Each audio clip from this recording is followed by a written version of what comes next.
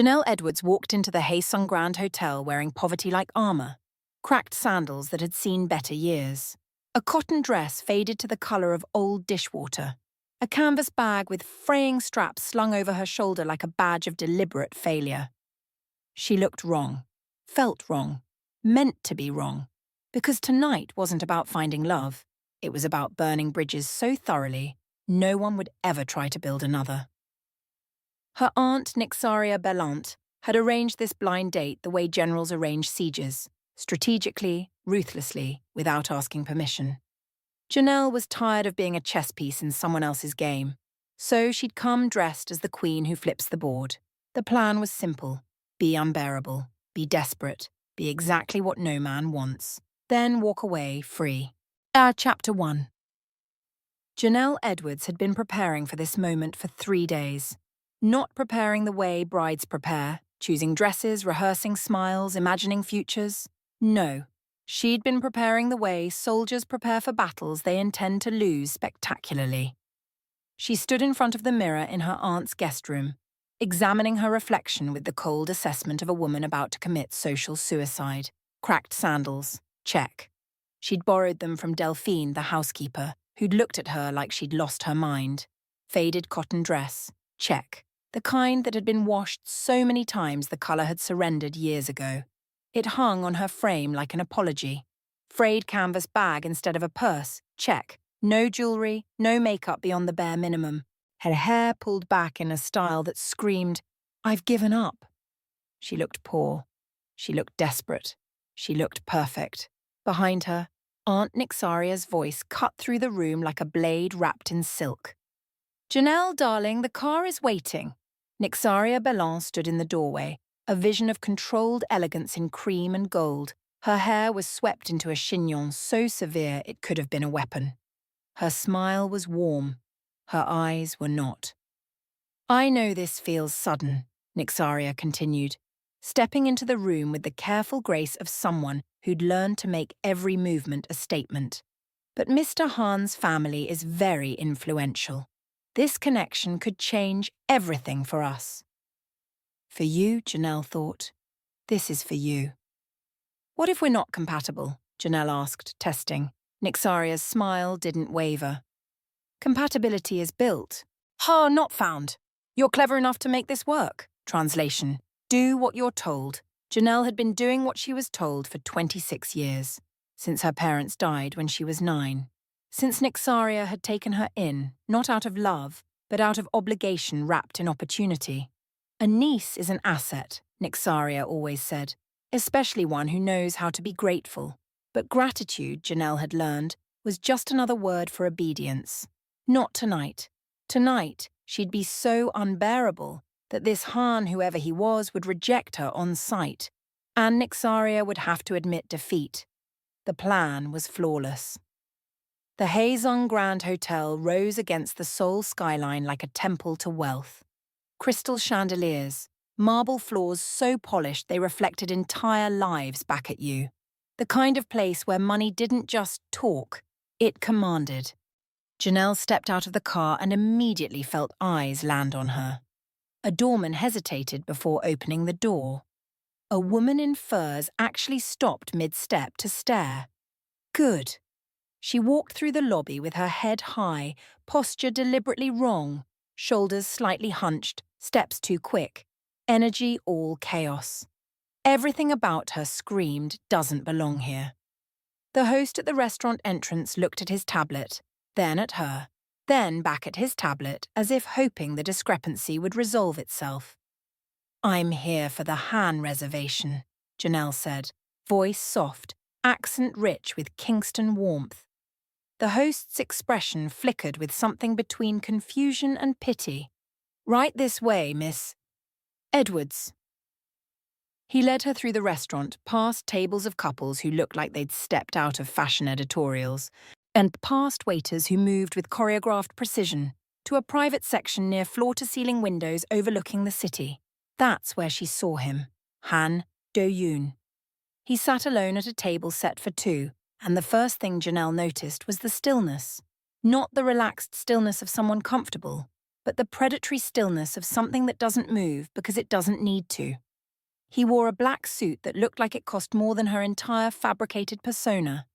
His hair was styled back, revealing a face that was all sharp angles and sharper awareness. And there, just barely visible above his collar, was the edge of a tattoo. Intricate lines that curved up his neck like vines or veins or something alive. His eyes lifted as she approached, dark, depthless, dangerous, not curious, not judging, assessing.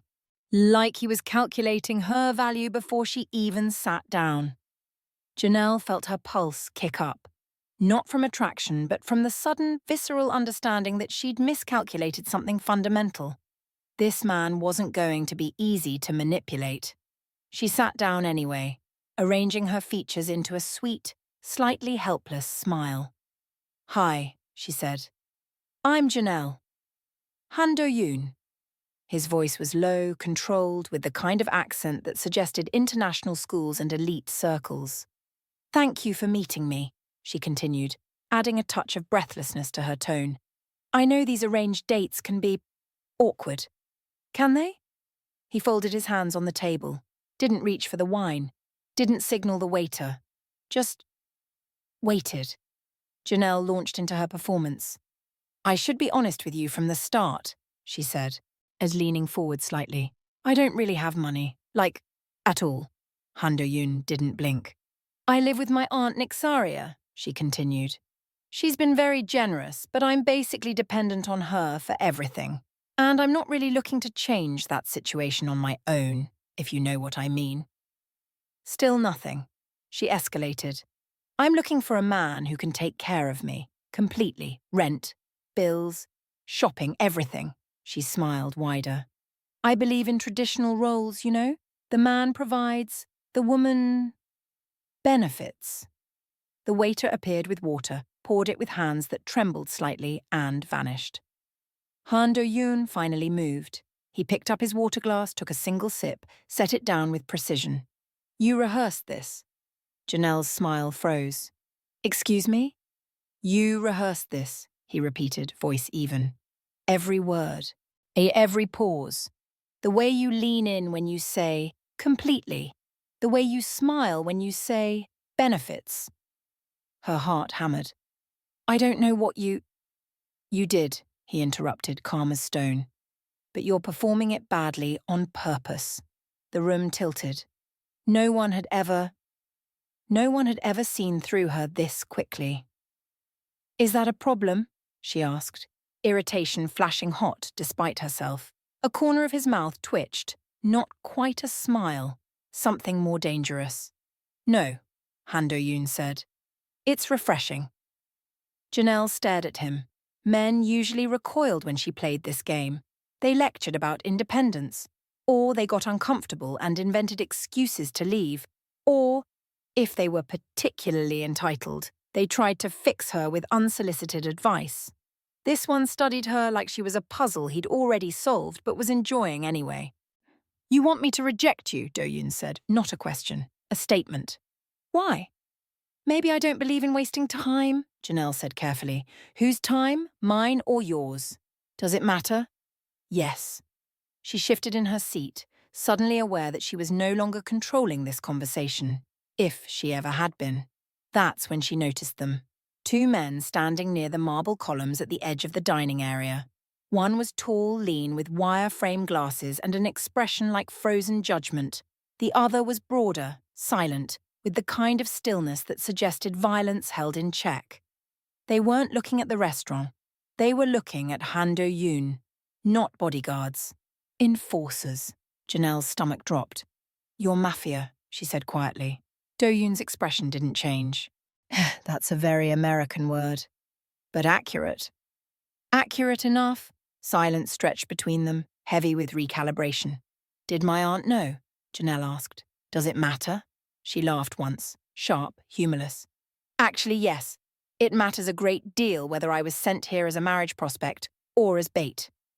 Something flickered in Do-yoon's eyes. Respect, maybe, or recognition. "Your aunt," he said slowly, "was approached by intermediaries who told her I needed a wife to consolidate certain Business interests. They told her I was looking for someone educated, adaptable, and foreign enough to not have local complications. And desperate enough not to ask questions, Janelle finished. They didn't say that part, but yes. She should have been terrified. She should have stood up, walked out. Yek called Nixaria and demanded to know what kind of death trap she'd been thrown into. Instead, Janelle found herself leaning back in her chair, studying Han Do-yoon with the same assessment he'd given her. "So why haven't you rejected me yet?" she asked. "I've been nothing but red flags." His smile returned, slight, dangerous, real. "Because," Do-yoon said, "anyone desperate enough to sabotage herself this thoroughly is either running from something worse or smart enough to know when she's being used." He paused. "Either way, you're more interesting than the last 5 women they sent me." "What happened to them?" "They said yes too quickly." Janelle felt something shift in her chest, a recognition, a terrible, thrilling understanding that this man, this dangerous, controlled underworld king, was just as trapped as she was. "Us, I have a proposal," Han Do-yoon said. And then he did something that rewrote the entire night. He reached across the table, slowly, deliberately, and placed his hand over hers. The touch was warm, possessive, electric. Janelle's breath caught. "You're trying to escape something," Do-yoon said quietly, eyes locked on hers. "So am I." "What could you possibly need to escape?" she whispered. "Control," he said simply. "Expectation, the people who think they own my choices." His thumb brushed across her knuckles. "They think I need a compliant woman. You think pretending to be worthless makes you unselectable." He leaned closer. "You're both wrong." The world narrowed to this. His hand on hers, his eyes seeing through every defense she'd built, the crystalline awareness that something irreversible was happening. "Marry me," Han Do-yoon said. Yet the restaurant seemed to hold its breath. Janelle laughed, once, disbelieving. "You're insane." "Yes," he agreed, "but I'm also very serious." "Why would I possibly—" "Because," he interrupted, voice dropping lower, "I don't enjoy being manipulated. And neither do you, because you walked in here planning to fail and I'm offering you a way to win. Because tomorrow, your aunt will try again with someone worse. And the day after that, and the day after that." He paused. "Or you could marry me, tonight, and never have to perform helplessness again." Janelle's heart hammered so hard she could feel it in her throat. "This is insane," she repeated. "Most worthwhile things are." "I don't even like you." "You don't need to," Do-yoon said. "This would be strategic, legal, a contract with boundaries." "What boundaries?" "No ownership, no obedience, no touching without consent." His hand was still on hers, warm and steady. "You keep your name, your autonomy, your secrets. In exchange, you provide me with legitimacy and remove the pressure from both our families. And if I want out, then you leave. I won't stop you." It was the most honest proposal she'd ever heard, and the most terrifying, because buried underneath the strategy and the logic was something neither of them was saying. "I see you. And I'm betting you see me too." Janelle pulled her hand back slowly. Do-yoon let her go without resistance. She should say no. She should walk away from this beautiful, dangerous man and his beautiful, dangerous offer. But then she thought about Nixaria's controlled smile, about the next blind date, about the slow erosion of her life into someone else's asset. As she thought about how it felt to be seen, really seen for the first time in years. And she thought about Han Do-yoon's eyes when he'd said, "No one owns what chooses freely." "If I say yes," Janelle said slowly, "I don't become property." Do-yoon's gaze hardened with something like respect. "No one owns what chooses freely," he said. That did it. 6 words that cracked open a door she'd thought was sealed forever. "Fine," Janelle whispered, "but I keep my name. And your secrets. And my independence. Especially that." They stared at each other across the table. 2 people who'd walked in planning different endings and found themselves writing something entirely new. Han Do-yoon signaled the waiter with a subtle gesture. "We're leaving," he said. Then to Janelle, Stay. It wasn't a command, it was an invitation. And somehow, that made all the difference. Chapter 2. The courthouse was closed. Of course it was. It was nearly 11 at night, and government buildings didn't operate on the schedules of impulsive criminals and the women they proposed to in five-star restaurants. But Han Do-yoon made a phone call. One phone call. 20 minutes later, a man in rumpled formal wear appeared with keys, looking resigned in the way people look when they've been called into work by someone they absolutely cannot refuse. Janelle stood outside the building, wind cutting through her thin dress, wondering if she'd actually lost her mind. "You can still leave," Do-yoon said beside her. He'd given her his jacket without asking. It smelled like expensive cologne and something darker, smoke maybe, or the kind of wood that only grows in dangerous places. "Ah, I know," Janelle said. "I mean it. I'll have my driver take you anywhere you want to go. Your aunt won't know about this. No one will." She looked at him. Really looked.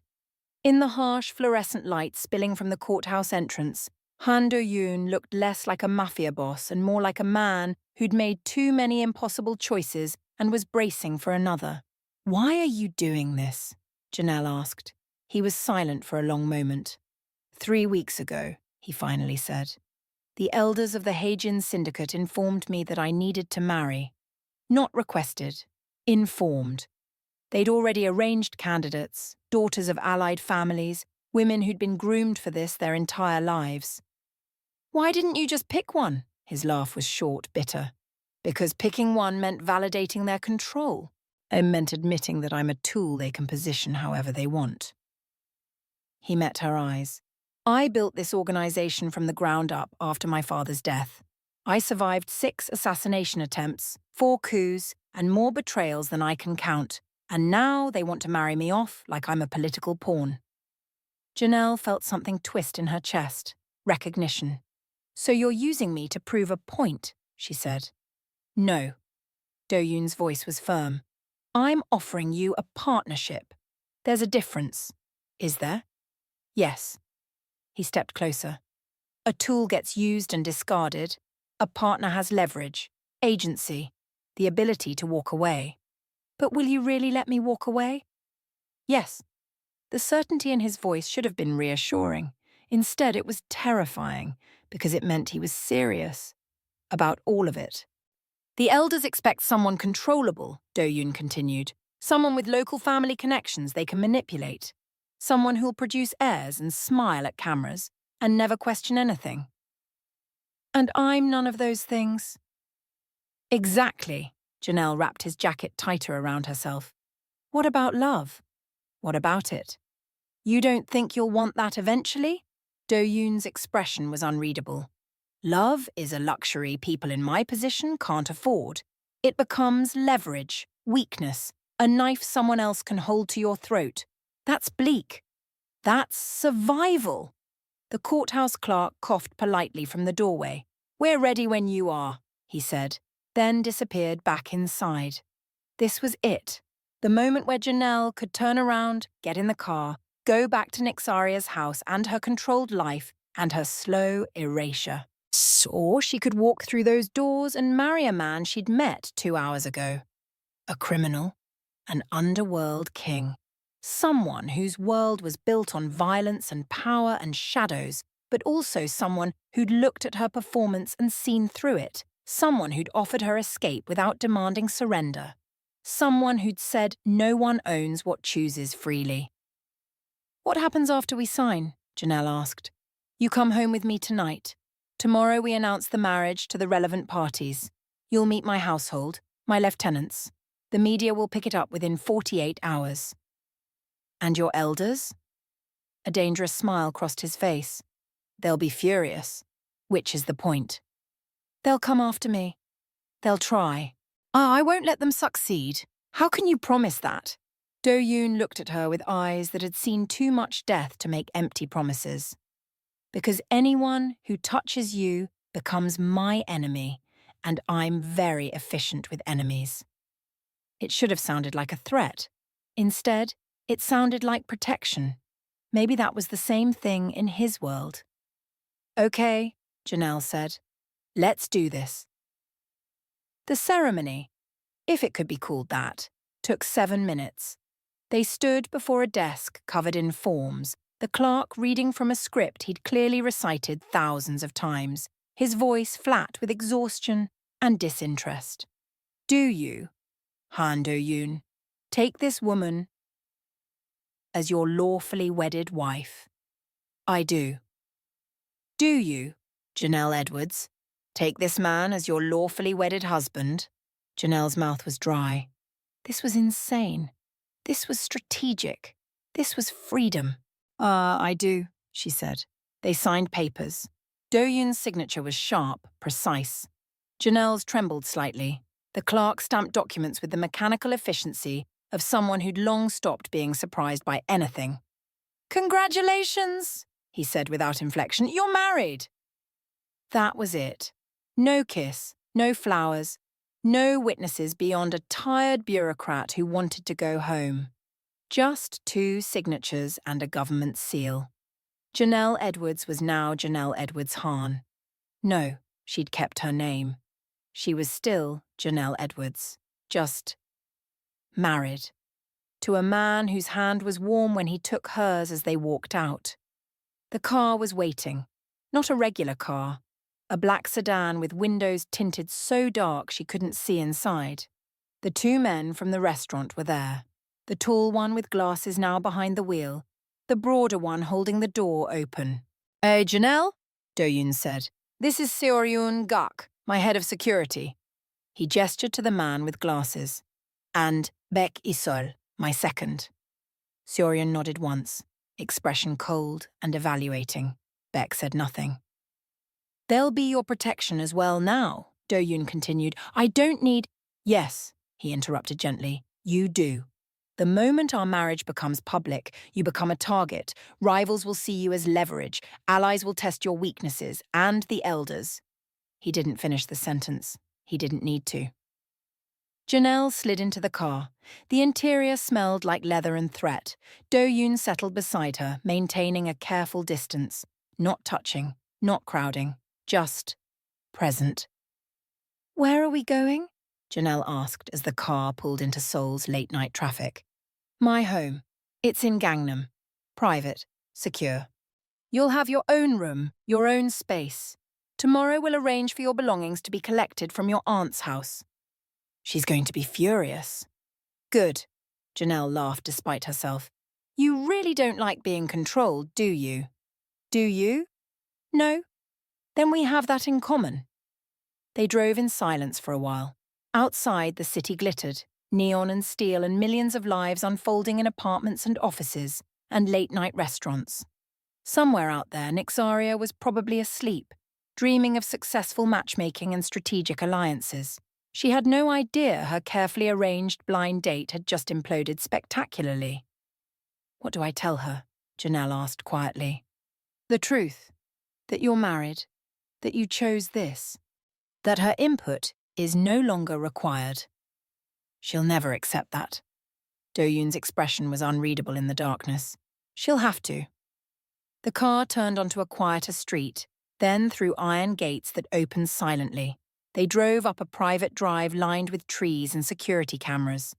The house, no, the estate, appeared through the darkness. Modern architecture. All clean lines and floor-to-ceiling windows, currently darkened. Home, Do-yoon said simply. The word felt strange, foreign. Janelle hadn't had a home in 17 years. She'd had places she stayed, places she was allowed to exist. But home? That implied belonging. The car stopped. Beck opened the door. Janelle stepped out onto gravel that crunched beneath her borrowed sandals. Do-yoon came around to stand beside her, not touching, just there. The staff is minimal, he said. A housekeeper, a cook, security rotation. They're discreet and loyal. They won't question your presence. And if they do? They won't. It wasn't arrogance, just certainty. The kind of certainty that came from absolute authority. They walked to the entrance. Do-yoon pressed his palm to a scanner. The door unlocked with a soft click. Inside, the house was dark and quiet. Motion sensor lights flickered on, revealing a foyer with marble floors, Minimalist furniture and absolutely no personal touches. It looked like a showroom, or a fortress. "Your room is upstairs," Do-yoon said. "Second door on the left. There are clothes in the closet. I had someone purchase basics when I made the decision to propose. If they don't fit, we'll get more tomorrow." Janelle stared at him. You had someone buy me clothes before you even asked me to marry you?" "I was reasonably confident you'd say yes." "Confident or arrogant?" A ghost of a smile. "Both." She should have been offended. Instead, she was impressed. "I need to make some calls," Do-yoon said. "Make yourself comfortable. Kitchen is through there if you're hungry. The house is secure. You can move freely." He started to walk away, then paused. "Janelle." She turned. "Thank you," he said quietly, "for taking the risk." Then he disappeared down a hallway, leaving her alone in a stranger's house. A stranger who was now her husband. Janelle stood in the foyer for a long moment, the reality of what she'd done finally crashing down. She'd married a Mafia boss, a man she'd met 3 hours ago. A man who'd seen through her defenses and offered her something no one else ever had: choice. Upstairs, the room he'd indicated was beautiful, minimalist but comfortable. A large bed with white linens, a window overlooking the private grounds, and yes, a closet full of clothes in exactly her size. Janelle sat on the edge of the bed, still wearing Do-yoon's jacket over her costume of poverty. Her phone buzzed. 17 missed calls from Nixaria, 8 text messages escalating from concerned to furious. "Where are you? Janelle, answer your phone. This is unacceptable. If you've embarrassed me." Janelle turned the phone off. Tomorrow she'd deal with Nixaria. Tomorrow she'd face the consequences. Tonight she'd sleep in a house that didn't feel like a prison. Married to a man who'd promised her something radical: the freedom to leave. Chapter 3. Janelle woke to sunlight slicing through unfamiliar windows. For a disorienting moment, she didn't remember where she was. Then it came rushing back: the courthouse, the signatures, the man with dangerous eyes who'd said "marry me" like it was a tactical decision instead of a life-altering commitment. She sat up, still wearing yesterday's faded dress. Her phone, powered back on, immediately erupted with notifications. 23 missed calls, 46 text messages, and 1 voicemail from Nixaria, voice trembling with barely controlled fury. "Janelle Marie Edwards, you will call me immediately. I don't know what game you think you're playing, but it ends now." Janelle deleted it without listening to the rest. A soft knock on the door made her jump. "Yes?" A woman entered, 50s, kind eyes, traditional Korean dress. And she carried a tray with tea and what looked like breakfast. "Good morning, Mrs. Han," she said in accented English. "I'm Unji. I manage the household. Mr. Han asked me to bring you breakfast and to let you know he's in a meeting but will speak with you at 10. Mrs. Han. The name felt like a costume she hadn't chosen to wear. "Thank you," Janelle said. "And please, just Janelle." Unji smiled slightly. "As you wish, Miss Janelle." She set the tray down, then hesitated. "If I may, welcome. It's been a long time since this house had a woman's presence." "How long?" "Since Mr. Han's mother passed. 7 years." Something twisted in Janelle's chest. Sympathy, maybe, or recognition of another person shaped by loss. Unji left quietly. Janelle ate alone, tasting nothing, her mind spinning through possibilities and consequences. At precisely 10 o'clock, there was another knock. "Come in," she called. Han Do-yoon entered, already dressed for the day in dark slacks and a crisp white shirt, no jacket. The tattoo she'd glimpsed last night was more visible now. Intricate patterns that wound up his neck, disappearing into his collar. He looked every inch the dangerous man he was, and her husband. God, this was surreal. "Did you sleep?" he asked. "Eventually." "Good." He remained standing near the door, maintaining distance. Always maintaining distance. "We need to discuss next steps." "I figured." Do-yoon pulled out his phone, tapped something, then showed her the screen. Haejin's syndicate leader marries unknown foreign woman in midnight ceremony. The headline screamed across Korea's most popular news site. Below it, a grainy photo: Janelle and Do-yoon leaving the courthouse, her wearing his jacket, his hand at the small of her back. Someone had been watching. "That was fast," Janelle said quietly. "I made sure it would be." The elders needed to learn about this from the media, not from me. It removes their ability to interfere before the marriage becomes public knowledge. Strategic. Always. He pocketed his phone. Your aunt has been calling my office. She's demanded a meeting. She's furious. Understandably. I stole her leverage. Janelle looked at him. Is that what I am? Leverage? No. Do-yoon's voice was firm. You're a choice I made. There's a difference. You keep saying that. Because I mean it. Silence stretched between them, taut with unspoken questions. What happens now? Janelle asked. Now you meet my world. This afternoon. My lieutenants are coming here. They need to understand that you're not a temporary fixture or a publicity stunt. You're my wife, and you will be treated accordingly. Will they accept that? His smile was sharp. They don't have a choice. The lieutenants arrived at 2. Janelle had changed into clothes from the mysteriously well-stocked closet. Simple black pants and a white blouse. Nothing flashy. Nothing that screamed, I don't belong here. She'd learned early. When you can't control how people see you, control what you give them to see. She came downstairs to find 4 people gathered in Do-yoon's office. The 2 men from last night, Seoryun Guk and Baek Isol, plus 2 others. One was a woman in her 30s with sharp features and sharper eyes, dressed in a tailored suit that looked like armor. Her hair was pulled back so severely it could have been weaponized. The other was a man, younger, with nervous energy and a tablet he kept glancing at like it might contain escape routes. Janelle, Do-yoon said, gesturing her forward. My inner circle. You've met Seoryun and Baek. This is Raesith, Vin, my financial strategist. The woman inclined her head fractionally. No smile. Pure assessment. And Corveth Dane, communications. The younger man nodded quickly. Welcome, Mrs. Han. Janelle is fine, she said.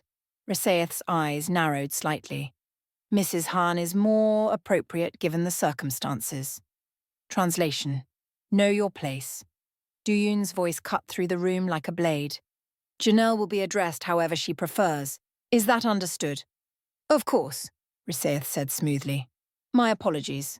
But her eyes said something different. They sat, Do-yoon behind his desk, Janelle in a chair slightly to his left, the 4 lieutenants arrayed before them like a jury. I've called you here to clarify the situation, Do-yoon began. As you're aware, I married Janelle Edwards last night. This was not a rash decision. This was strategic. Strategic how? Seoryun asked, voice cold. The elders wanted you married to someone with local connections, someone they could vet. Instead, you bring home a foreigner none of us know anything about. Exactly, Do-yoon said. Someone they can't control. Someone we can't control, Raesith added quietly. The implication hung in the air. She's a liability. Janelle felt their eyes on her, judging, calculating, dismissing.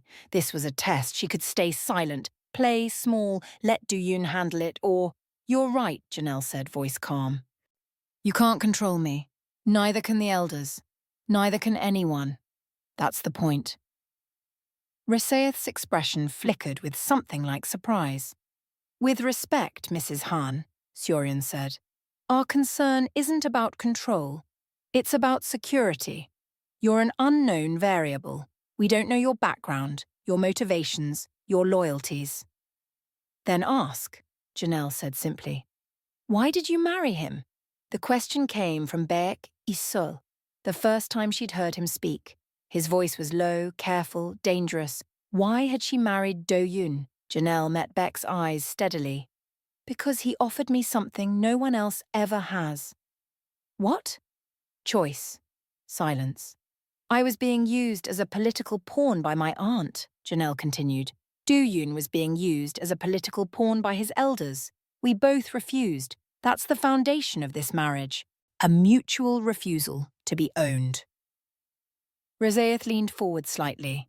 And when you discover what being married to a syndicate leader actually entails, the danger, the isolation, the constant surveillance, will you still feel that refusal was worth it? I don't know, Janelle said honestly, but I'd rather face danger I chose than safety that suffocates me. Do-yoon's expression remained neutral, but she saw something shift in his eyes. Approval, maybe, or recognition. Corveth cleared his throat. The media response has been significant. We're getting requests for interviews, statements. How do you want to handle the narrative? Ignore it, Do-yoon said. Janelle isn't performing for cameras. She's my wife, not a publicity asset. The elders will want a meeting, Seorian said. Let them wait.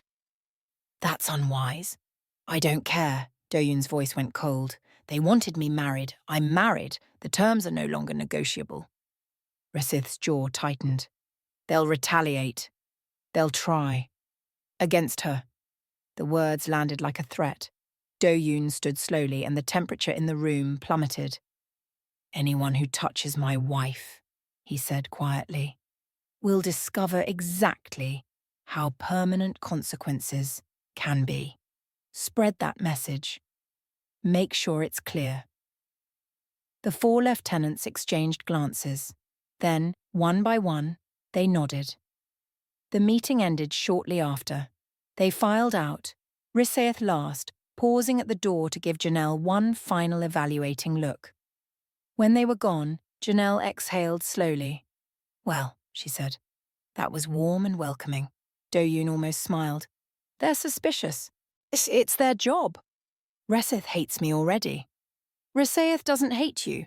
She's calculating whether you're an asset or a liability. And? Give her time. She'll come around. Will she? Do-yoon looked at her fully then. You stood your ground. That matters more than you know in this world. Weakness gets exploited. Strength gets respected. Even if the strength is fake. There was nothing fake about what you just did.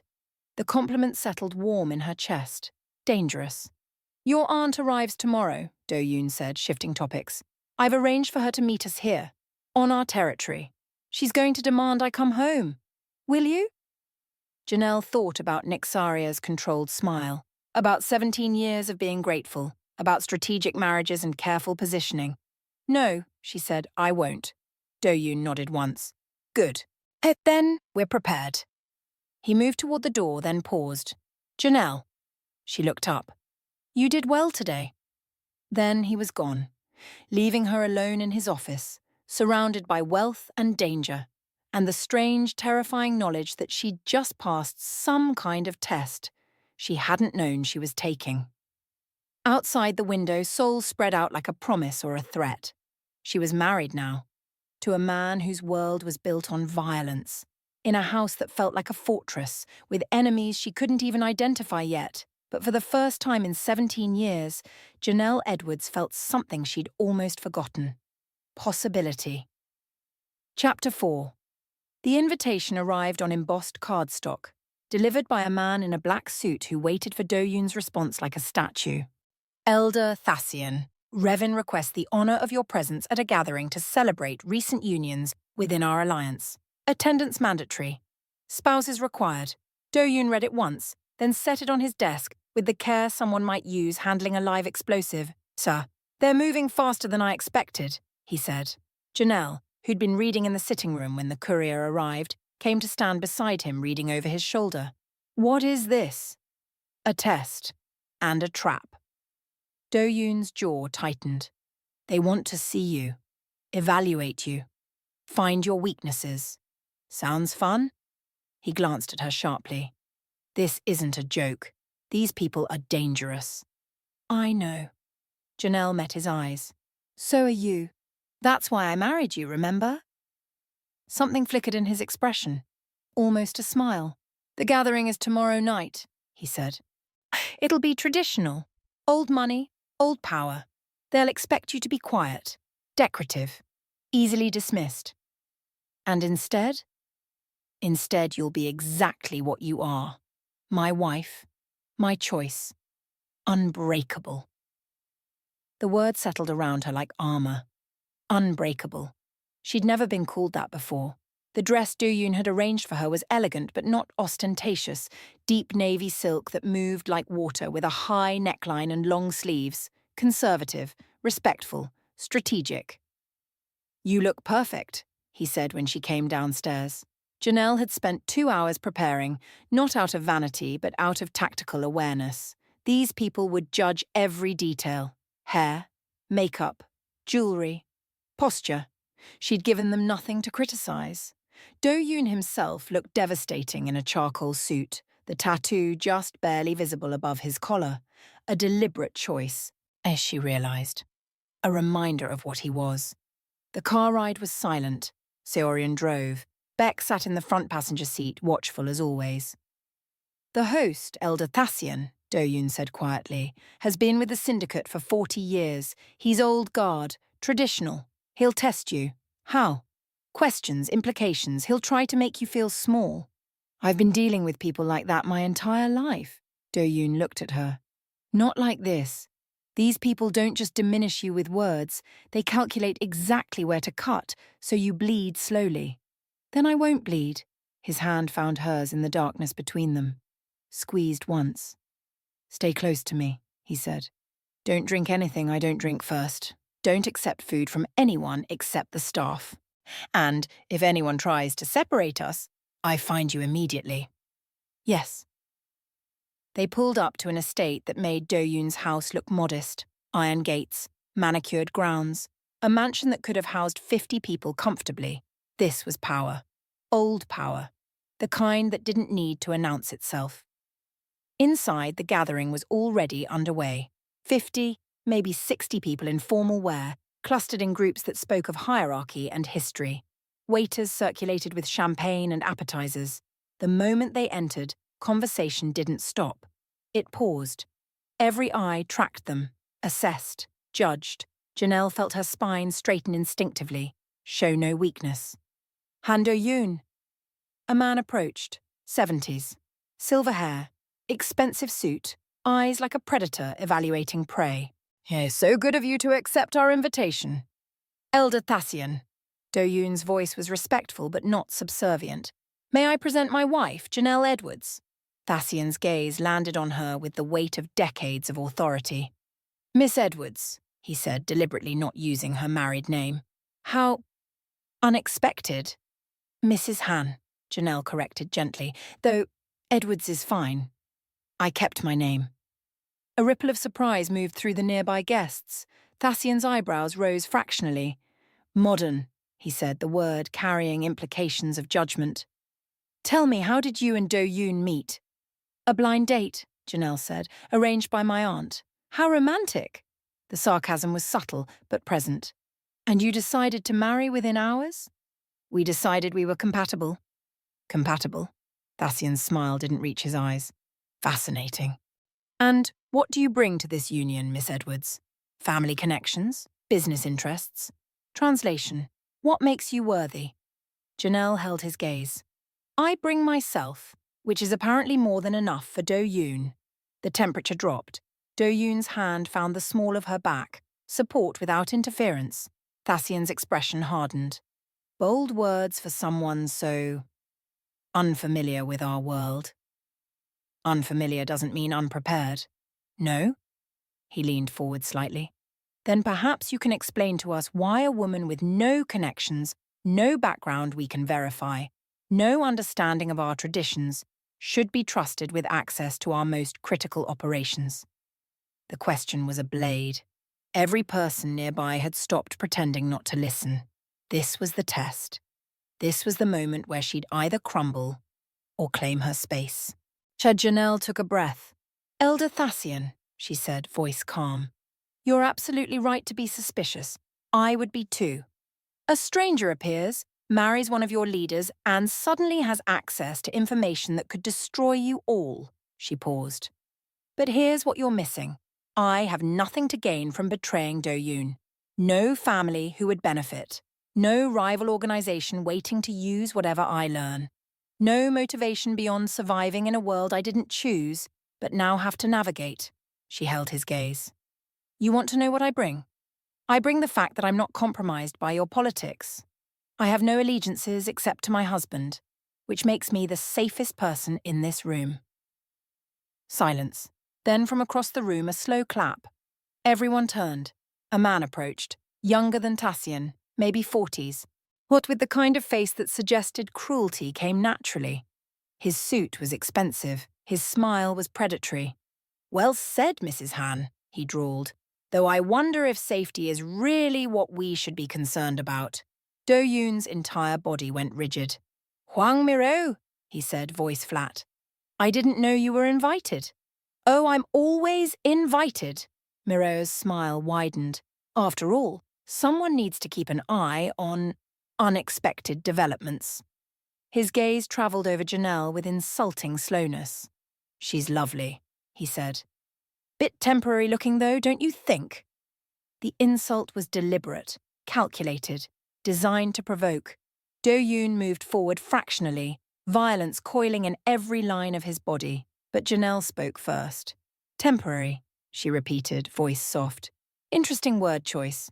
She switched to Korean. Flawless, unaccented. Perfect. "저는 일시적이 아닙니다. 저는 여기 있고 머물 것입니다. 그리고 당신이 저를 과소평가하는 모든 순간을 기억할 것입니다." "I am not temporary.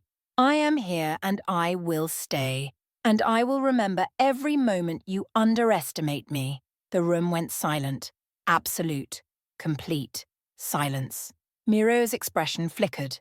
Surprise, then calculation, then something darker. Thasian stared at her like she'd just revealed wings. Do-yoon's hand on her back pressed slightly harder. Support. Warning. Pride. "You speak Korean," Miro said slowly.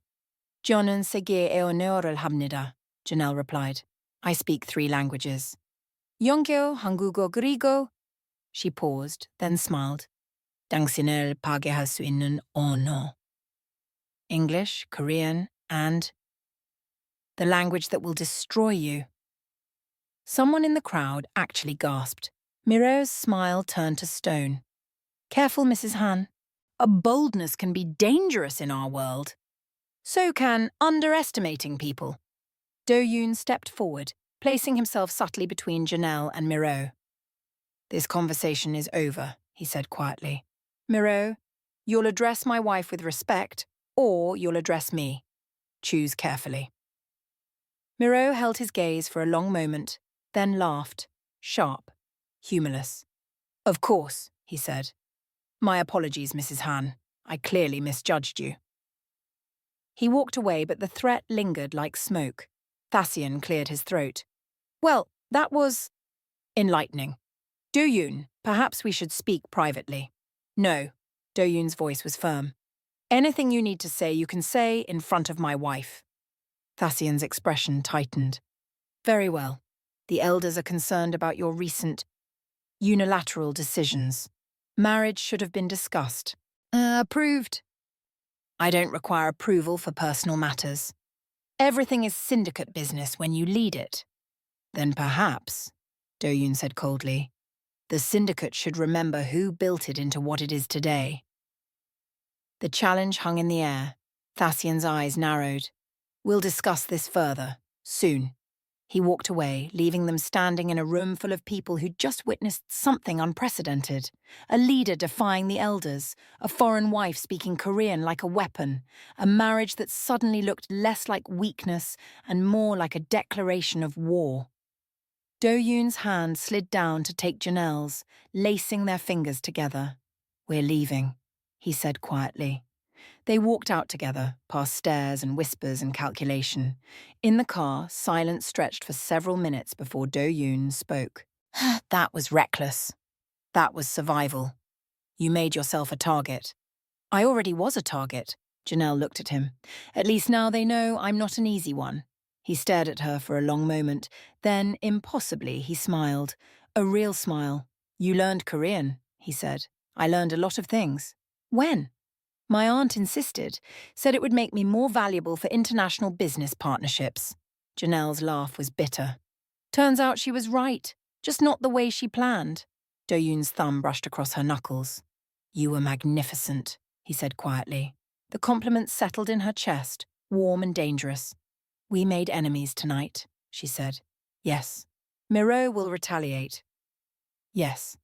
"And the elders will test us again." "Without question." Janelle exhaled slowly. So what do we do?" Do-yoon looked at her with eyes that had seen too much violence and survived anyway. "We prepare," he said, "and we make sure they regret underestimating us." The car pulled through the gates of their estate. Their estate, she realized, not just his anymore. Home. Strange how quickly that word had attached itself to a place she'd known for less than 3 days. "Janelle," Do-yoon said as they walked inside. She turned. "Thank you," he said, "for standing with me tonight." "We're married," she replied. "Isn't that what spouses do?" "In my world?" His smile was sad. "Not always." He started toward his office, then paused. "Get some rest. Tomorrow things will get worse." But Janelle didn't rest. She stood at the window of her room looking out at Seoul's skyline and realized something fundamental had shifted. She hadn't just defended herself tonight, she'd defended them. This marriage that was supposed to be strategy. This partnership that was supposed to be protection. Somewhere in the space between defiance and danger, it had become something else. Something real.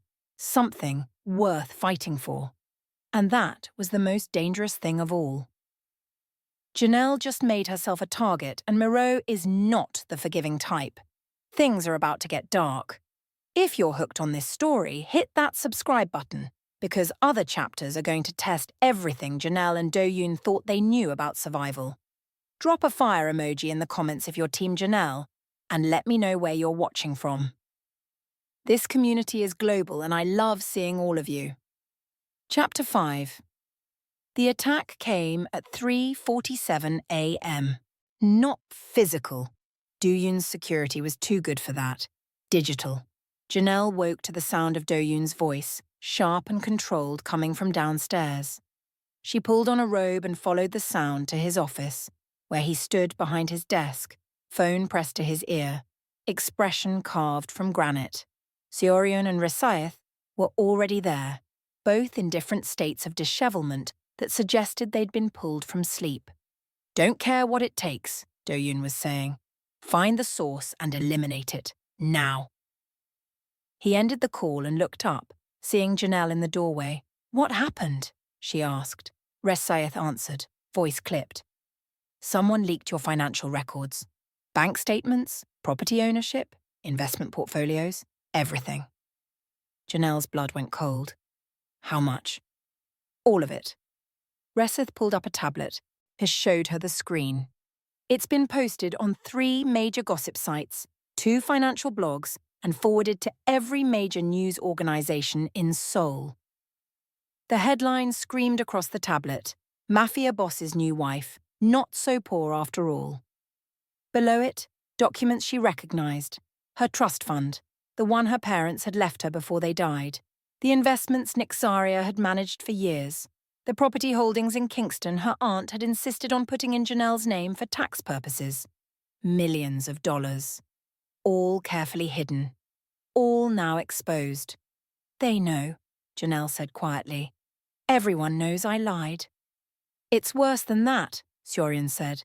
"The narrative is that you're a con artist, that you manipulated Do-yoon by pretending to be poor and desperate when you've been wealthy the entire time." Do-yoon's jaw was tight enough to shatter. This was Mireo." "We can't prove that," Resaeth said. "I don't need proof. I know how he operates." "What do we do?" Janelle asked, hating how small her voice sounded. Do-yoon looked at her fully then. "We do exactly what they don't expect. We tell the truth."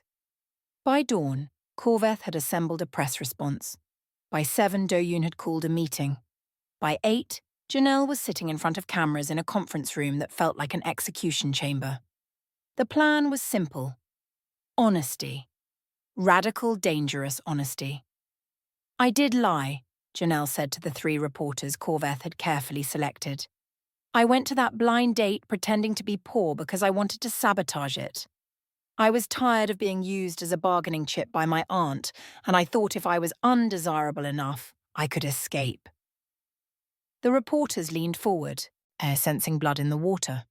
"Why not just refuse the date?" one asked. "Because my aunt doesn't accept refusal. She accepts results. I needed to fail so catastrophically that she'd stop trying to arrange my life." "And Mr. Hahn?" Janelle glanced at Do-yoon, who stood behind the cameras expressionless. He saw through the act immediately, she continued. And instead of being offended, he understood what I was running from. Because he was running from the same thing. Control, expectation. People who thought they could decide our futures. So you married him as an escape? I married him as a choice. Janelle's voice strengthened. The first real choice I'd made in years. But you lied about your financial status. Doesn't that invalidate the entire foundation of your marriage? The question was designed to wound. Janelle met the reporter's eyes. I lied about money, not about intention, not about who I am. Do-yoon married me knowing I was performing. The specifics of my finances were irrelevant to what we were both seeking. Which was? Freedom. The word hung in the air. And love? Another reporter asked. Is there love in this strategic marriage?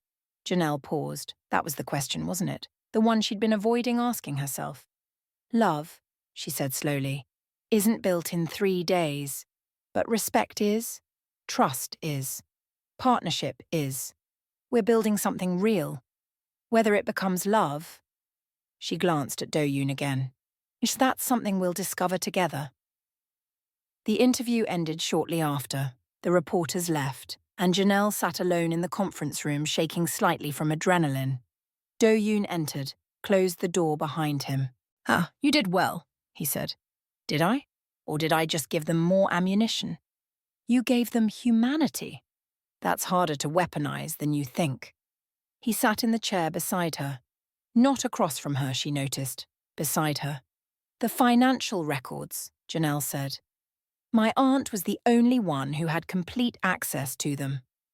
I know. She leaked them, or gave them to Mireo. Probably. Janelle's hands clenched into fists. She's trying to destroy this. She's trying to reclaim control, Do-yoon corrected. There's a difference. What do I do? He looked at her for a long moment. What do you want to do? I want... Janelle stopped. What did she want? I want her to stop. I want her to see that I'm not her asset anymore. I want... Her voice broke. Do-yoon's hand covered hers, warm, steady. You want her to love you for who you are, he said quietly, not for what you can give her. Janelle's breath caught. Yes. She won't. The words were brutal, honest. I know, Janelle whispered. But, Do-yoon continued, you have something now she can't take away. What? Me. This. A place that isn't built on her approval. Janelle looked down at their joined hands. Is it, though? Is this real, or are we both just using each other for escape? The question she'd been terrified to ask. Do-yoon was silent for a long moment. At first, he said finally, it was strategy, pure calculation. You needed out. I needed autonomy. The marriage solved both problems. He paused. But somewhere between the courthouse and the moment you stood in front of Mireo and spoke Korean like a declaration of war. His thumb brushed across her knuckles. It stopped being just strategy. Janelle's heart hammered. For you or for me? For both of us, I think. She looked up, meeting his eyes. What are we doing, Do-yoon? I don't know, he admitted. I've never done this before. What? Marriage? Caring what happens to someone else? The confession was raw, unguarded, dangerous. Janelle felt something crack in her chest. I'm terrified. Of what? That this becomes real and then gets taken away. That I start to believe in it and then discover it was all... It's already real, Do-yoon interrupted. It became real the moment you chose to stay after that gathering. The moment you defended us in front of my enemies. The moment you told the truth in that interview knowing it could destroy everything. And if they come for us again? Then we face them together. He leaned closer, and for the first time, Janelle saw past the control, past the carefully maintained distance. She saw a man who'd built armor so thick he'd forgotten what it felt like to be vulnerable, just like her. I don't know how to do this, she whispered. Neither do I. We're terrible at this. A ghost of a smile touched his lips. Catastrophically bad. So what do? We try anyway. He stood, pulling her up with him. They stood close, closer than strategy required, closer than safety suggested. Janelle, he said quietly, I need to tell you something. What? There's evidence suggesting Mireo is planning something worse than media leaks. Something physical. Her blood went cold. Against you? Against both of us. When? We don't know. But soon. Which means we can't leave, Janelle finished. We're trapped here. Protected here, Do-yoon corrected. There's a difference. But being protected meant being isolated. Meant days or weeks locked in this estate while enemies circled. Meant proximity. Meant conversations they couldn't avoid. Meant whatever was building between them would have nowhere to hide. How long? Janelle asked. Until we eliminate the threat. Days. Maybe a week. A week trapped in a house together. Yes. This should be terrible. Do-yoon's expression softened fractionally. Should be. But they both knew the truth. The terrifying part wasn't being trapped together. It was that neither of them minded. The lockdown began at noon. Seorian coordinated security rotations. Ray Saeth managed external communications. Bayek disappeared into the surveillance systems. And Janelle and Do-yoon were left in a house that suddenly felt very small. The first day was awkward. Two people who'd been maintaining careful distance suddenly forced into proximity. They had dinner together. Conversation was stilted. The second day was better. They discovered they both liked old movies and terrible jokes. The third day, Do-yoon found Janelle in the library at midnight, unable to sleep. Nightmares? He asked. Thoughts, she corrected. About Nixaria. About what happens if Mireo succeeds. About us? She looked up. Yes. He sat beside her and they talked until dawn. About his mother. About her parents. About the weight of being alone in rooms full of people. About the strange comfort of finding someone who understood. The fourth day, Janelle taught him to make jerk chicken. He was terrible at it. They laughed until they cried. The fifth day, he showed her the greenhouse, a hidden space behind the house where he grew things, orchids, rare plants, living things he tended without telling anyone. This is where I come, he said, when the violence gets too loud. It was the most vulnerable thing he'd ever shown her. The sixth day, they almost kissed. Almost. Janelle had been reaching for a book on a high shelf. Do-yoon had come up behind her to help. Their hands touched. They turned, and suddenly, they were close enough to feel each other breathe, close enough to see the exact moment calculation became want. Janelle, he said, voice rough. Don't, she whispered. Not yet. Not until... Until what? Until I know this won't break me. He stepped back, giving her space she wasn't sure she wanted any more. I would never... I know, she interrupted, but I might break myself.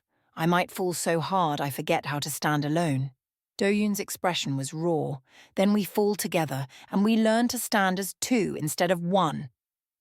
It was the most romantic thing anyone had ever said to her. And the most terrifying, because she was starting to believe it. On the seventh day, the evidence came. Seorian burst into Do-yoon's office where he and Janelle were reviewing security reports. We found it, he said. The plan? Mireau's moving in 2 days. How bad? Do-yoon asked. Assassination attempt during the charity gala at the Baekhyun Grand. He's hired external contractors, professionals with no ties to the syndicate. Janelle's blood froze. The gala we're supposed to attend? Yes. So we don't go, she said. We have to, Do-yoon replied. If we don't show we look weak, frightened, it'll embolden others. So we walk into a trap knowing it's a trap? We walk into a trap, Do-yoon corrected, and turn it against them. He looked at Seorian. Double security, coordinate with the venue, and get Reseth. We're going to need legal documentation for what comes after. After what? Janelle asked. Do-yoon's expression went cold.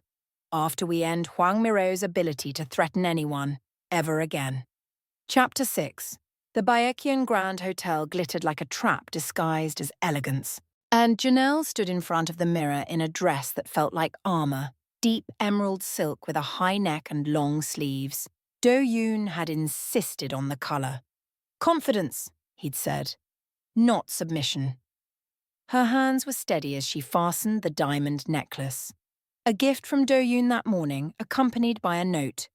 Warriors wear jewels to remind enemies what they're worth killing for. Dark, accurate, very him. A knock. Do-yoon entered, already dressed in a black tuxedo that made him look like death in formal wear. Ready? He asked. To walk into a death threat? Sure, I've always wanted to try that. His lips twitched. Your sense of humor is deeply inappropriate. It's a coping mechanism. It's working. They went downstairs together. The security detail was visible tonight. Seoryun, Baek, and 4 others she didn't recognize. All armed. All alert. In the car, Do-yoon went over the plan one more time. We arrive. We stay in public spaces. We don't separate. Seoryun has men positioned throughout the venue. If anything happens, they'll intercept. And if they don't, his hand found hers, then I protect you until my last breath. It should have sounded melodramatic. Instead, it sounded like a vow. The gala was attended by 300 of Seoul's elite, politicians, business leaders, and syndicate members pretending to be legitimate entrepreneurs. The moment they entered, conversations didn't stop. They shifted. Janelle felt eyes tracking them, some curious, some hostile, some calculating. They're waiting to see if we survive, she murmured. Then let's disappoint them. They moved through the crowd with practiced ease. But Do-yoon's hand stayed at the small of her back, protective, possessive, present. People approached. Conversations happened. Janelle smiled and answered questions with the careful precision of someone who knew every word would be analysed later. An hour passed. Nothing happened. 2 hours. Still nothing. Maybe they'd been wrong. Maybe Moreau had changed his plans. The lights went out. Complete darkness. Screams erupted. Do-yoon's hand clamped around Janelle's wrist. Stay close. Emergency lights flickered on. Dim, red, inadequate. People were shoving, panicking, trying to find exits. That's when Janelle saw him. A man moving through the chaos with purpose, hand inside his jacket, heading straight for Do-yoon. Do-yoon? But he'd already seen. He shoved Janelle behind him just as the man's hand emerged. Not a gun. A knife. The blade caught dim light as it arced toward Do-yoon's throat. Everything slowed. Janelle saw Baek moving from the left, Seoryun from the right, both too far. She saw the assassin's expression, cold, professional, focused. She saw Do-yoon beginning to twist, to defend, and she remembered something her father had taught her when she was 8 years old, before he died, before everything fell apart. If someone comes for the people you love, you don't think. You act. Janelle grabbed a champagne bottle from a nearby table and swung. Hard. The bottle connected with the assassin's temple with a sickening crack. He went down. The knife clattered across marble. Security descended.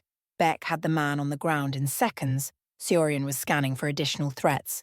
And Do-yoon was staring at Janelle like he'd never seen her before. What, did you just hit a professional assassin with a champagne bottle? Yes, you're welcome. His laugh was shocked, disbelieving. You're insane. You keep saying that like it's a bad thing. The lights came back on. Chaos resolved into confusion. Hotel security and police flooded the room. The gala dissolved into interrogations and panic. Seoryun pulled Do-yoon aside. There were 2. We got the second one trying to exit through the kitchen. Alive? Unfortunately. Good. I want to know who hired them. We already know. I want them to say it, on record. They were ushered into a private room while police took statements. Janelle sat beside Do-yoon, adrenaline still singing through her veins. That was reckless, he said quietly. That was survival. You could have been killed. So could you. She looked at him. And I couldn't just stand there and watch. Something shifted in his expression, cracked open. Janelle. The door opened. Resaeth entered, tablet in hand. expression grim. Both assassins are talking. They were hired by Huang Mireo through an intermediary. We have phone records, wire transfers, everything. Do-yoon stood slowly. Everything we need? To bury him legally and organizationally, yes. Good. Call an emergency council meeting tomorrow night and make sure Mireo knows he's required to attend. Rasaith smiled, sharp, dangerous. With pleasure. They went home in silence. The house felt different, quieter, like it was holding its breath. You should rest, Do-yoon said as they entered. I'm not tired. You're shaking. Janelle looked down. Her hands were trembling. Adrenaline crash. Do-yoon's expression softened. Come here. He led her to the sitting room, poured her whiskey from a crystal decanter, sat beside her on the couch. Drink, he said. She did. The burn helped. I've been in this world for 15 years, Do-yoon said quietly. I've survived 6 assassination attempts.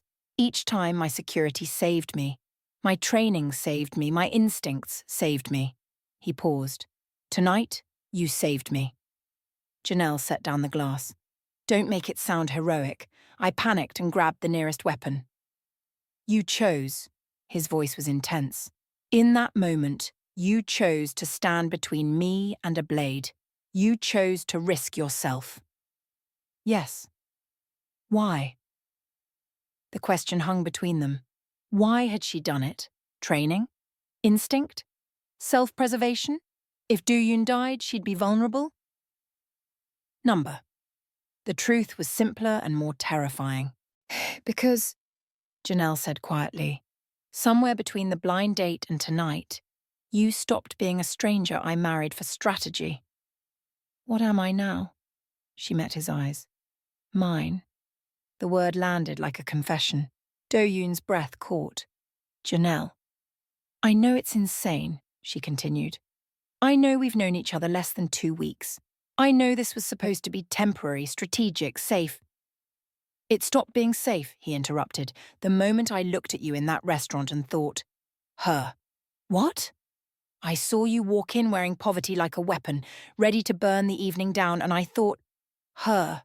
This woman. This infuriating, brilliant, dangerous woman. I want her to choose me.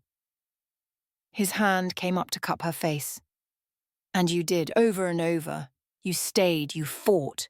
You stood between me and death with nothing but a champagne bottle and absolute conviction.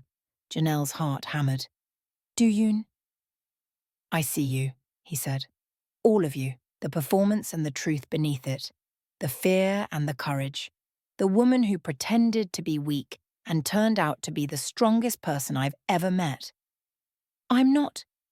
You are. He leaned forward, and this time, she didn't pull away. This time, when he kissed her, it wasn't strategy or calculation or performance. It was choice. Deliberate. Real. Irrevocable. His mouth was warm, his hands gentle but sure, and Janelle felt something inside her finally surrender. Not to him, to the possibility of them. When they pulled apart, Do-yoon pressed his forehead to hers. This changes everything, he said. I know. It makes us vulnerable. I know. It makes losing you the worst thing I can imagine. Then don't lose me. His smile was small, fierce. Never. They sat together in the darkness, holding each other like the world outside didn't exist. Tomorrow, they'd face Mireo. Tomorrow, consequences would arrive. But tonight, 2 people who'd married as strangers fell in love as partners and decided that was worth protecting more than anything else. Chapter 7. Morning came too quickly. Janelle woke in Do-yoon's bed, not in it, but beside it. They'd fallen asleep on the couch in his room, talking until dawn about everything and nothing. She opened her eyes to find him already awake, watching her with an expression she couldn't quite name. Hi, she said. Hi. Silence stretched, comfortable and terrifying. Last night, Janelle started. Changed everything, Do-yoon finished. I know. Are you scared? Terrified. Good, me too. He smiled, real, unguarded, devastating. What do we do now? We face Miro. We finish this and then… Janelle paused. Then we figure out what this marriage actually is. It's not temporary anymore. No. It's not just strategy. No. So what is it? Janelle looked at him, this dangerous, beautiful man who'd offered her freedom and then stayed to build something real. It's ours, she said. Whatever we make it. He kissed her forehead, gentle and reverent. Then let's make it count. The council meeting was set for 8 p.m. at the syndicate's main hall, a massive space that looked like a corporate boardroom but functioned like a courtroom for the underworld. Janelle, dressed carefully, black suit, and hair pulled back, minimal jewelry, war paint for women who didn't carry obvious weapons. Do-yoon was in the hallway when she emerged, and something in his expression made her stop. What? You look like you could run this organization yourself. Would that be a problem? No. His smile was sharp. It would be magnificent. They arrived at the hall with full security detail. Inside, the council was already assembled. 12 elders, 15 lieutenants, and various members whose importance was marked by how close they sat to the center. And at one table, isolated, Hwang Miro. He looked confident, unconcerned, like a man who didn't believe consequences applied to him. Do-yoon took his seat at the head of the council. Janelle stood beside him, not behind, she noted, beside, as an equal. Elder Thassian called the meeting to order. We've gathered to address accusations of attempted assassination within our organization. Han Do-yoon, you've called this session. Present your case. Do-yoon stood. 3 nights ago at the Baekhyun Grand Gala, 2 hired assassins attempted to kill me and my wife. They were apprehended. Both have confessed to being hired by Hwang Miro through an intermediary named Verexis Morn. Murmurs rippled through the room. Miro smiled. Confessions obtained under duress are hardly reliable.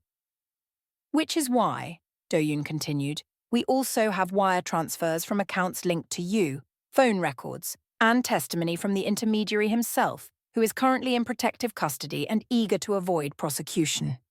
He nodded to Rasaith, who projected documents onto the screen behind him. Evidence. Incontrovertible. Damning. And Miro's confidence flickered. This is fabricated, he said. A political move to eliminate opposition. Opposition?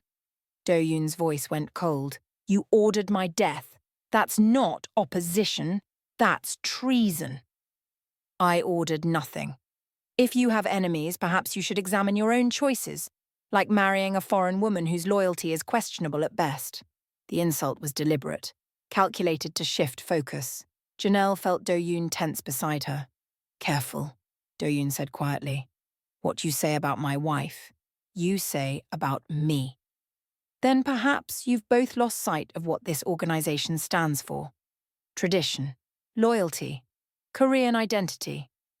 Miro's eyes landed on Janelle, not diluted by outsiders who show up with convenient stories and hidden fortunes.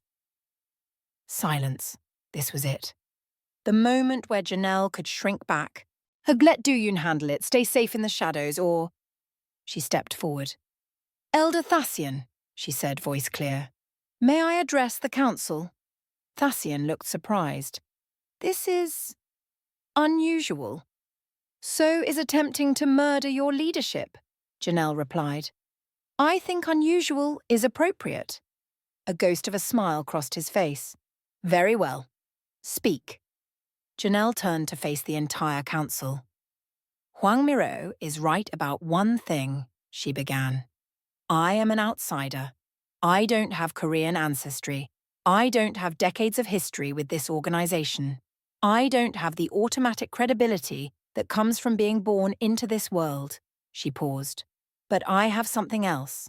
I have clarity. I can see this organization without the weight of tradition blinding me. And what I see is simple. Hwang Miro doesn't care about Korean identity or loyalty, and he cares about power, and he'll destroy anyone who threatens his access to it. Bold words from someone who's been here less than a month, Miro said. Bold? Janelle turned to face him. No, just honest. You hired assassins to murder your leader because he made a decision you didn't approve of. That's not loyalty. That's ego. And you think loyalty means blindly following a man who married a stranger. Loyalty means respecting the choices of someone who's earned their position through decades of service and sacrifice. Do-yoon didn't get to this role through inheritance. He built it, and you're trying to tear it down because you can't control him. Miro stood slowly. Careful, Mrs. Han. Accusations require proof. I have proof. Janelle nodded to Resaeth, who pulled up new documents. There's financial records showing payments from your accounts to offshore entities linked to rival organizations. Communication logs suggesting you've been feeding information to our enemies, and testimony from 3 separate sources willing to testify that you've been planning a coup for months. The room erupted, elders shouting, lieutenants arguing, chaos. Miro's expression went from confident to trapped in seconds. This is a setup. This is justice, Do-yoon interrupted, voice cutting through the noise like a blade. You tried to kill me. You betrayed this organization. And you insulted my wife in front of witnesses. He turned to the council. I move for immediate expulsion and criminal prosecution. All in favor. Hands rose, one by one, 11 of 12 elders. Even Thasion. Miro was finished. Security moved in, Bayek and 2 others. A flanking him, removing him from the hall as he shouted threats and protests. When the doors closed behind him, silence fell. Thasion stood slowly. It seems we owe you an apology, Mrs. Han. We underestimated you. Understandable, Janelle said. I'm very good at being underestimated. A few people laughed. The tension broke slightly.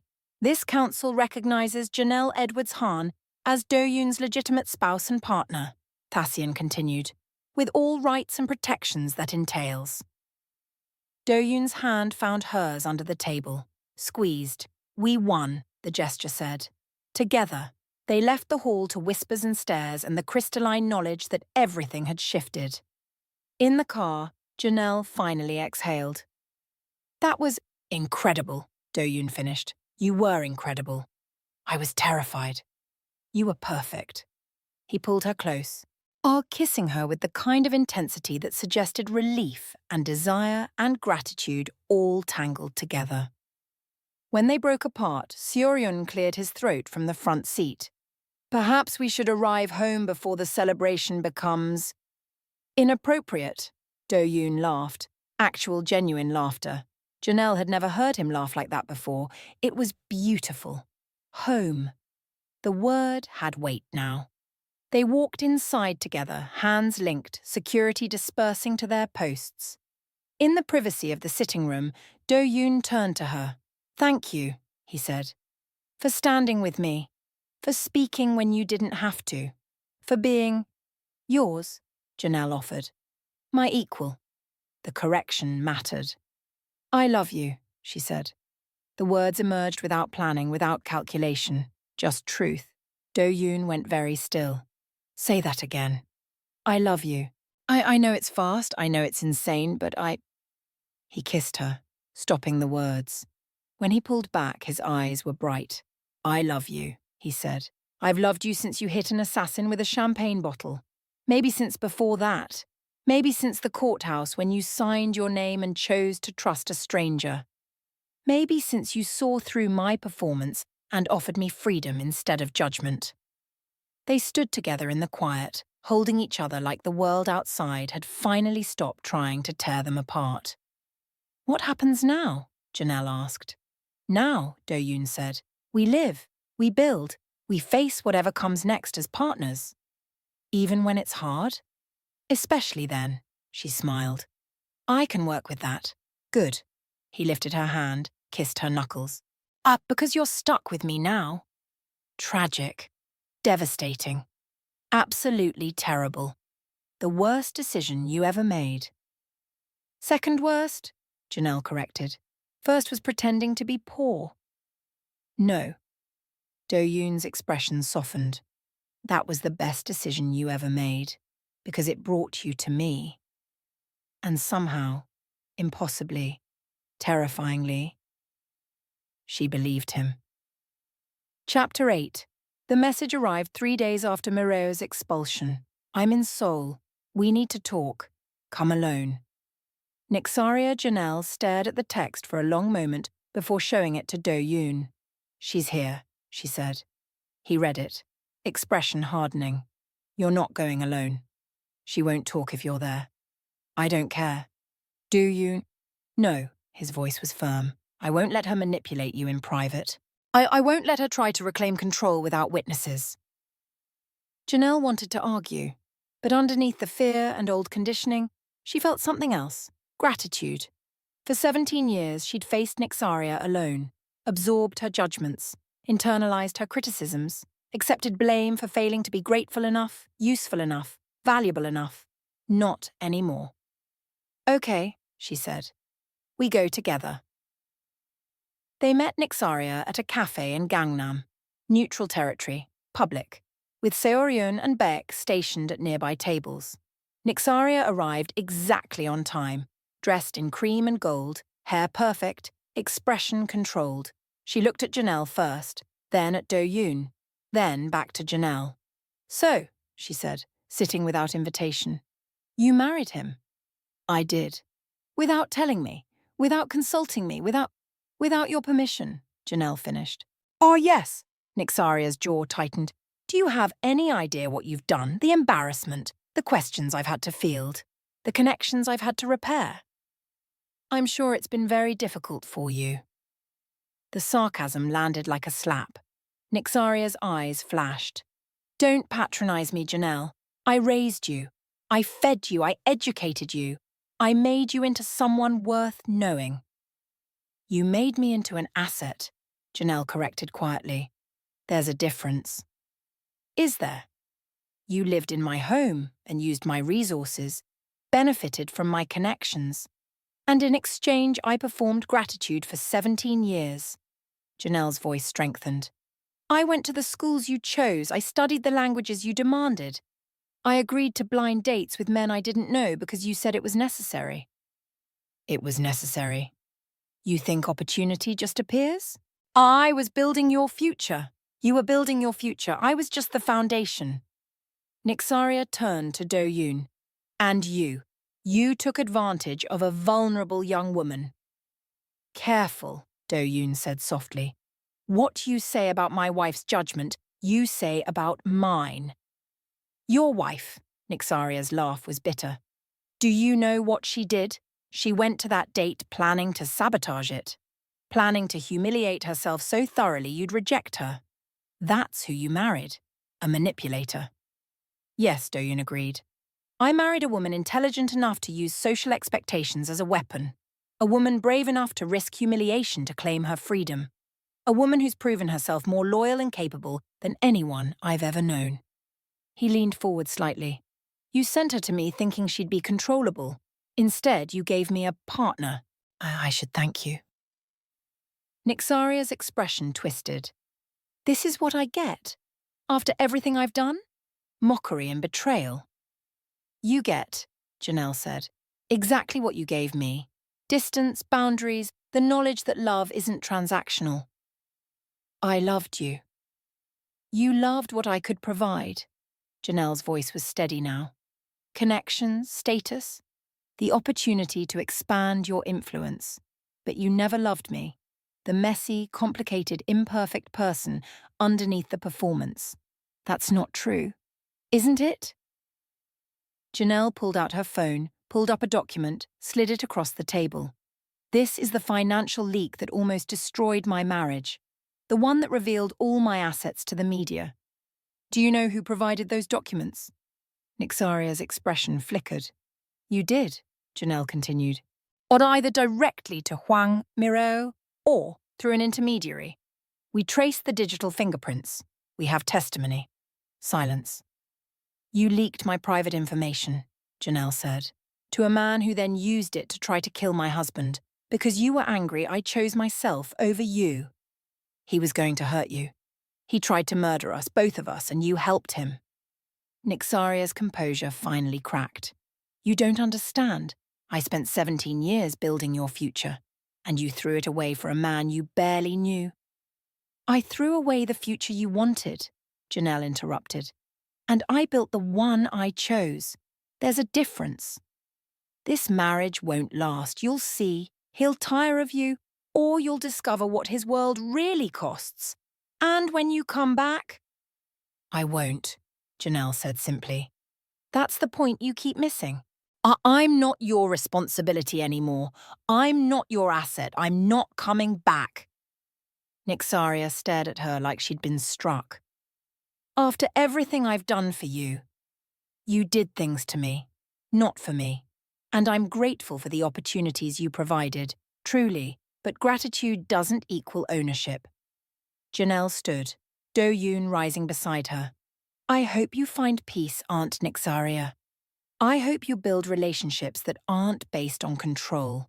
But I won't be part of that anymore. She turned to leave. Janelle, wait. No.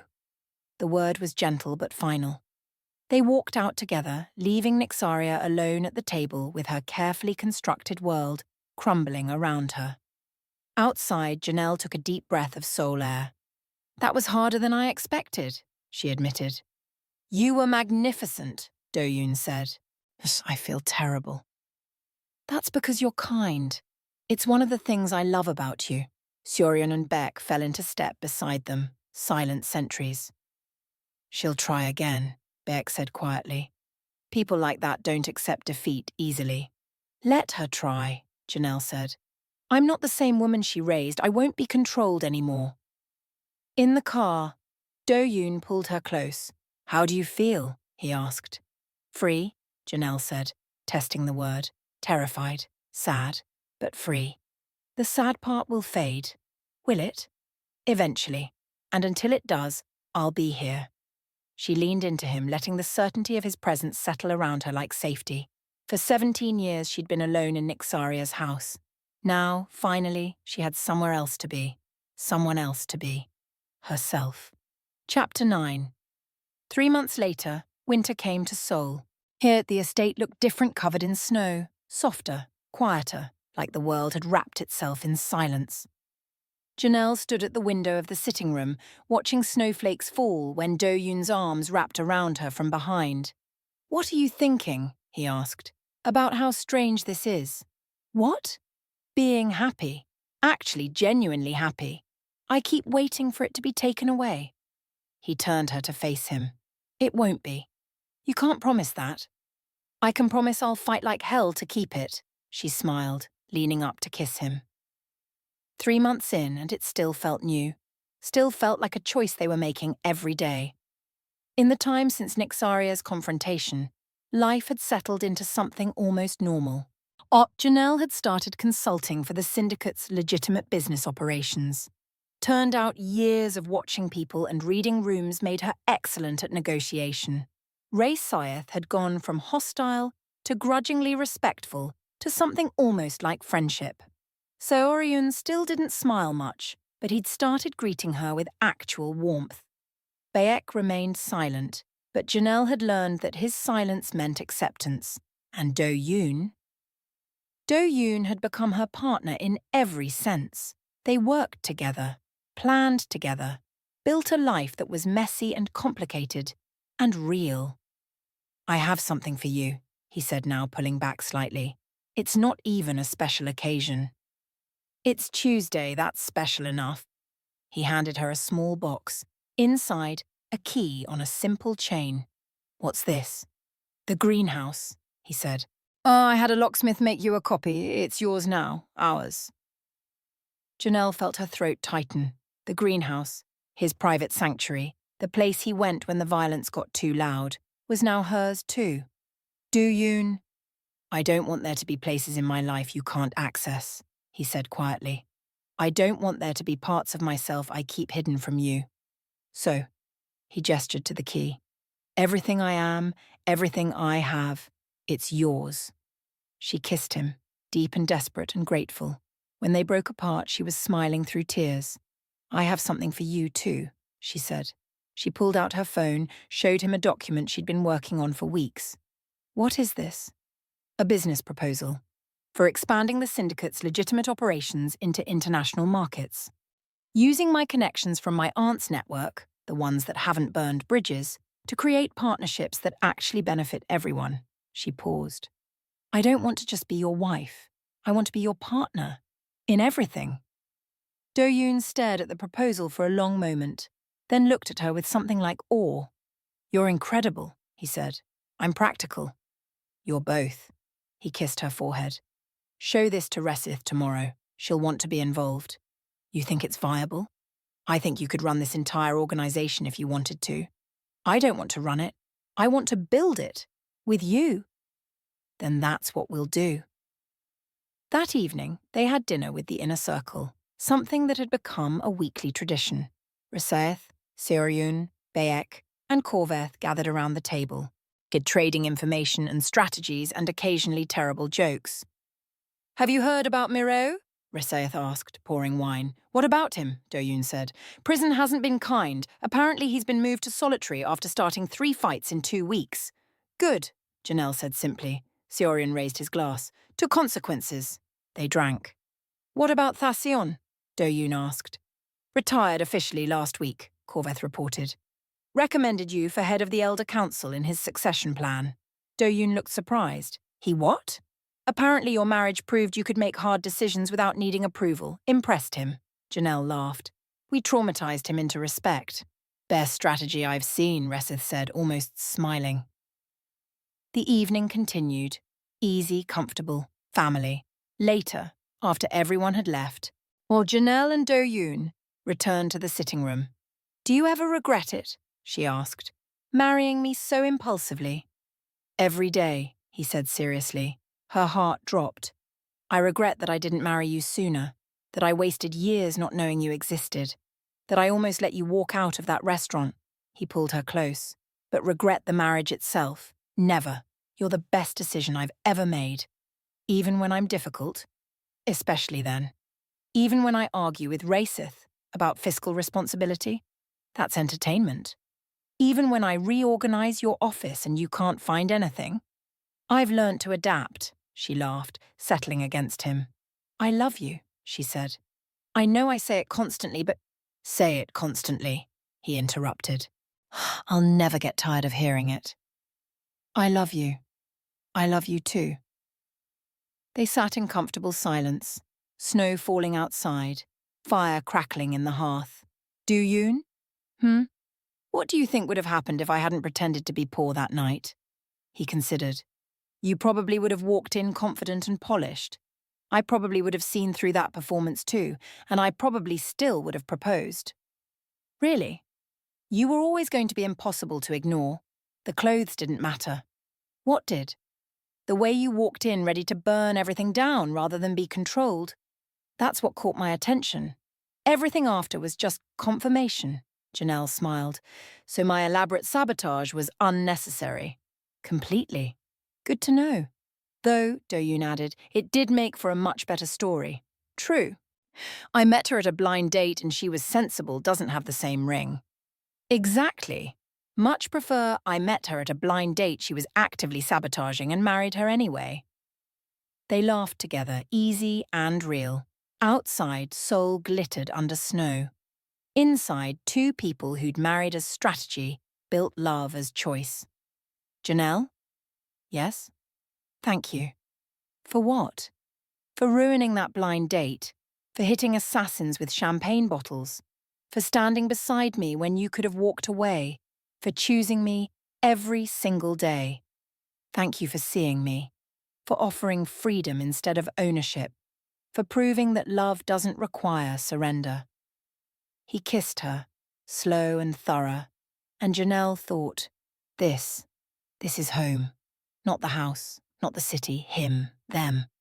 This life they'd built from rebellion and choice and stubborn refusal to be what anyone else demanded. 6 months later, Janelle stood in front of the mirror in what was once her room, but had long since become their room. She was wearing an actual wedding dress this time. Elegant, simple, perfect. Because today, they were having the wedding they'd skipped the first time around. Not for anyone else. For themselves. To celebrate not the strategic decision to marry, but the deliberate choice to love. Reseth knocked, entered. Ready? Terrified. You were terrified at the courthouse too. Worked out pretty well. Janelle laughed. True. For what it's worth, Reseth said. I'm glad he found you. I'm glad you both refused to be controlled. And I'm glad you're family now. The words settled warm in Janelle's chest. Family. And she'd spent 17 years trying to earn that from Nixaria. Turned out all she'd needed to do was find people who chose her freely. Thank you, Janelle said. Don't ruin your makeup crying. No promises. They went downstairs together. Outside in the garden, Do-yoon had turned into a winter wonderland. 50 people waited. His inner circle, her few friends, people who'd proven themselves worthy of witnessing this. And at the altar, Do-yoon. Still dangerous, still beautiful, still hers. When she reached him, he took her hands. Hi, he said. Hi. Ready to do this right? We did it right the first time. This is just the celebration, he smiled. Fair point. The ceremony was brief, personal, real. And when they kissed, it felt like every kiss before and every promise after. Ladies and gentlemen, the officiant said, I present to you Han Do-yoon and Janelle Edwards-Hahn, partners equals, unbreakable. The crowd erupted, and Janelle Edwards, the woman who'd walked into a blind date planning to fail, married the man she'd accidentally chosen, and built a love that was earned, not given. A blind date ruined, a kingdom rewritten, a marriage forged in fire, and a love that refused to be anything but real. And that's how Janelle and Do-yoon went from strategic marriage to unbreakable partnership, from strangers at a blind date to partners who'd fight the world together. If this story moved you, please hit that like button. It tells me you want more powerful love stories like this. Subscribe so you never miss another upload and comment below. What was your favorite moment? Was it the champagne bottle? The Korean language reveal? The final wedding? And I read every comment and I want to hear from you. And hey, click that next video on your screen. I've got another enemies to lovers, forced proximity romance that's going to absolutely wreck you in the best way. Trust me, you'll want to watch it immediately. Thank you for being part of this journey. Thank you for choosing these characters. And thank you for building this community with me. See you in the next story.